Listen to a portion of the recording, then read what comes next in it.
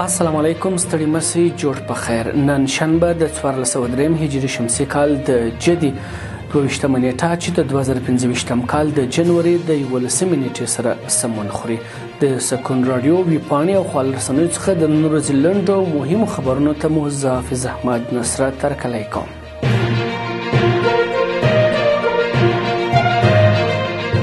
د ایران د انرژي وزیر وایي د هلمند د کبې موضوع په جدي توګه څارو. د ایران د انرژي وزیر عباس علي آبادي سیستان او بلوچستان ته په سفر کې ویلي ایران د هلمند د اوبو خپل عقبه د افغانستان له سرپرست حکومت سره د تعامل له لارې په جدي توګه څاري.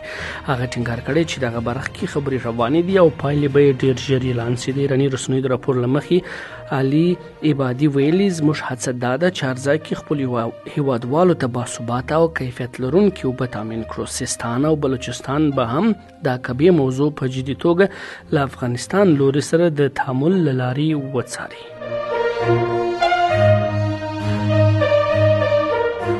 د کندهار د صنایعو او کانونو خونې لپاره ودانۍ ګټه اخیستنې ته وسپارل شول. د کندهار د صنعتي ښارګوټي کې د 10 میلیونو افغانیو په لګښت د صنایعو او کانونو خونې لپاره ودانۍ جوړه او ګټه اخیستنې ته وسپارل شول. دغه ودانۍ کې نندارتون، کاري خونې او د صنعتکارانو لپاره نورې اړینې اسانتیاوې لري. خو په دغه ولایت کې ځینې صنعتکاران وایي د کندهار صنعتي ښارګوټي کې د برېښنا کمښت، د سړکونو خرابوالی او د ځمکو د ویش په برخه کې له ستونزو سره مخ دي. دوی وایي که یې ستونزې ته رسېدنه وسي فعالیتونه به یې لا پیاوړي سي. خو د صنایعو او کانونو خونې رئیس وایي چې د کندهار صنعتي ښارګوټي کې د پانګوالو یا د ستونزو ته د رسېدنې په برخه کې به د سرپرست حکومت له اقتصادي شورا څخه مرسته وغواړي.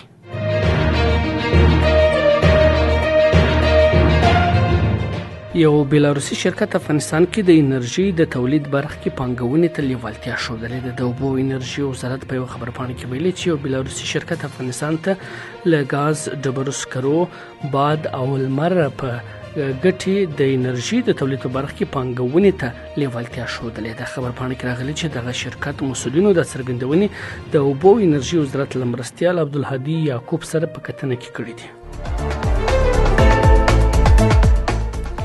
اسلامي امارت پاکستان کې د انجونو پر زده کړو غونډه کې ګډون نه دی کړی. د پاکستان د پوهنې او روزنې وزیر خالد مقبول صدیقي وایي که څه هم اسلامي امارت ته د دغه هیواد د انجونو پر زده کړو د اسلامي همکاریو سازمان په روانه غونډه کې د ګډون بلنه ورکړې، خو په خبره د افغان حکومت هیڅ استازي هم ګډون نه دی کړی. د هندي رسنیو د راپور له مخې خالد مقبول صدیقي ویلي د ځینو نورو بنسټونو استازي چې افغانستان کې د انجونو د زده کړو په برخه کې فعالیت کوي دغه غونډه کې به ګډون وکړي. اسلامي امارت تر دې مهاله په دې اړه څه نه دي ویلي.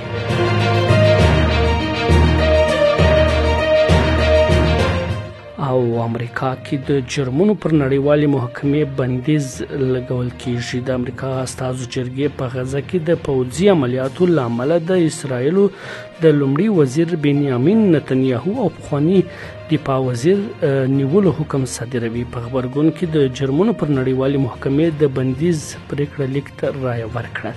جرمونو پر نړیوالې محکمې د بندیز دغه پریکړه لیک په 243 مثبتو 243 مثبتو او 140 منفي رایو تصویب شوی.